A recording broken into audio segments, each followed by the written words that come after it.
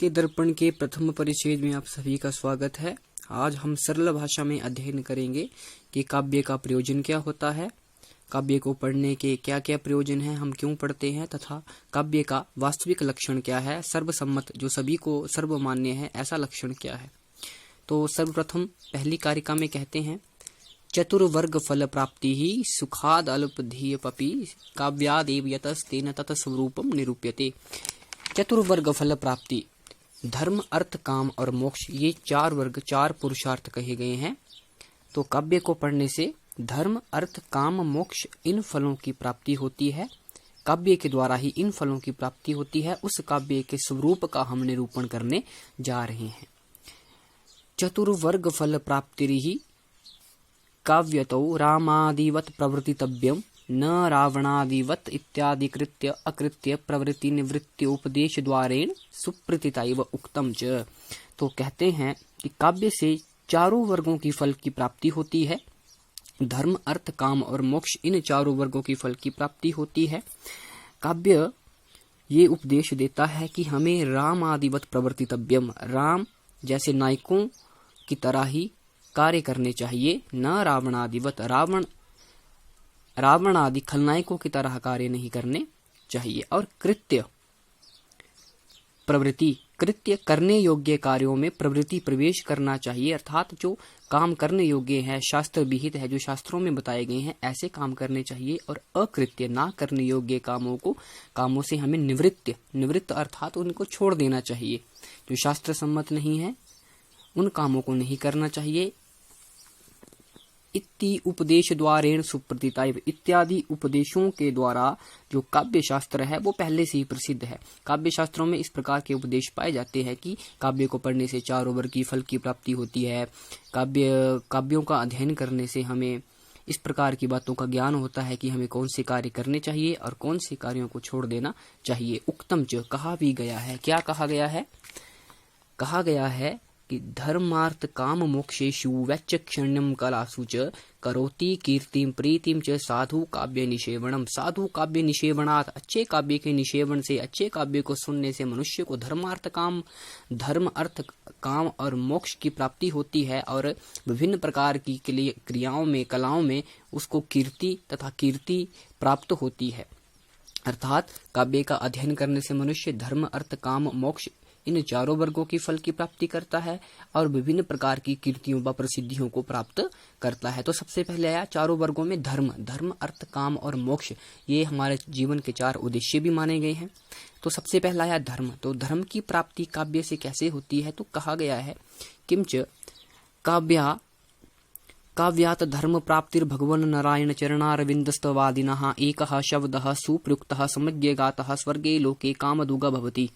तो कहा गया है कि काव्य से धर्म की प्राप्ति भगवान नारायण के, भगवान विष्णु के चरणों की स्तुति करने से ही धर्म की प्राप्ति होती है। काव्य पढ़ करके हमारे अंदर भक्ति भाव जागृत हो सकता है, जिसको पढ़ करके या जिसको जान करके हम भगवान नारायण के चरणों की स्तुति करें और उस स्तुति के द्वारा हमें धर्म की प्राप्ति हो।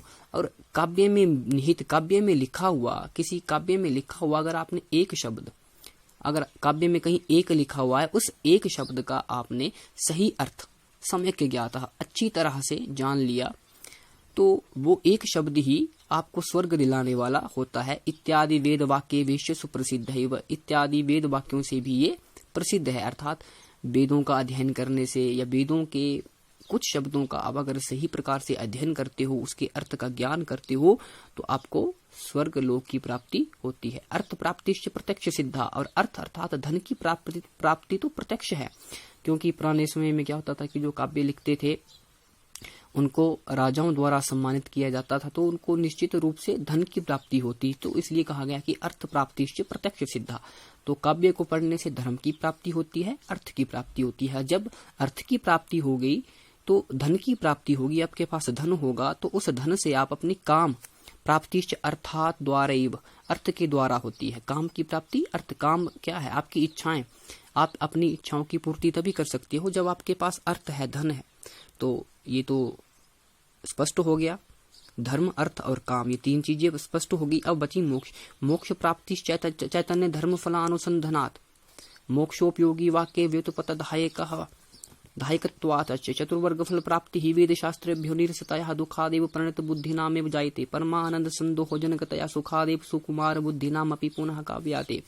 तो कहा गया है कि मोक्ष प्राप्ति के विषय में कहा जाता है कि काम सुख प्राप्ति के पश्चात मोक्ष प्राप्ति। तो मोक्ष ज्ञान जो है वो उपनिषद आदि वाक्यों में, उपनिषद जो जिसमें वेदों का एक भाग है, तो अगर आपकी काव्य में रुचि है तो मोक्ष प्रदान करने वाले उपनिषदों का अध्ययन करने से भी हमें मोक्ष की प्राप्ति हो सकती है। इसे हम सरल भाषा में समझेंगे। सबसे पहले धर्म की प्राप्ति भगवान के चरणों का वंदन करके, पूजन करके मिलती है। काव्य को जानने वाले लोगों को अर्थ की प्राप्ति होती है, उनको प्रसिद्धि मिलती है, धन मिलता है। जब धन मिलता है तो वो अपनी इच्छाओं की पूरी करते हैं, तो काम की प्राप्ति हो जाती है। और जब आप काव्य पढ़ने में आपकी अनुरक्ति होती है, जब काव्य पढ़ने में या काव्य को जानने में आपकी जिज्ञासा होती है, आप काव्य पढ़ते हो, तो आप सिर्फ काव्य ही नहीं पढ़ते हैं बल्कि उपनिषदों का भी अध्ययन करते हैं, अपने पुराणों का भी अध्ययन करते हैं, वेदों का भी अध्ययन करते हैं। तो जिसके द्वारा हमें शास्त्र विहित कर्मों का ज्ञान होता है कि हमें कौन से कर्म करने चाहिए, तो उससे हमें मोक्ष की भी प्राप्ति होती है। तो ये हो गया हमारा काव्य का प्रयोजन कि हमें काव्य क्यों पढ़ना चाहिए, क्योंकि काव्य ही हमें धर्म, अर्थ, काम और मोक्ष की प्राप्ति करवाता है। तो इसके पश्चात कहा गया है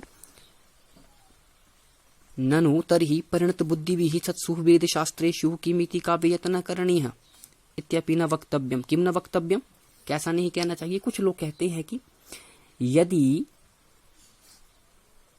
परिपक्व बुद्धि वाले, जिनकी बुद्धि परिपक्व हो चुकी है, जिनकी बुद्धि जो है वो उस बिंदु तक जा पहुंची है कि वो अब गूढ़ से गूढ़ बातों का भी अध्ययन कर सकते हैं, उन्हें समझ सकते हैं, तो फिर वो काव्य को क्यों पढ़ेंगे, क्योंकि उनके पास तो वेद हैं, शास्त्र हैं, गहन अध्ययन के लिए उपनिषद हैं, तो फिर वो काव्यों का अध्ययन क्यों करेंगे।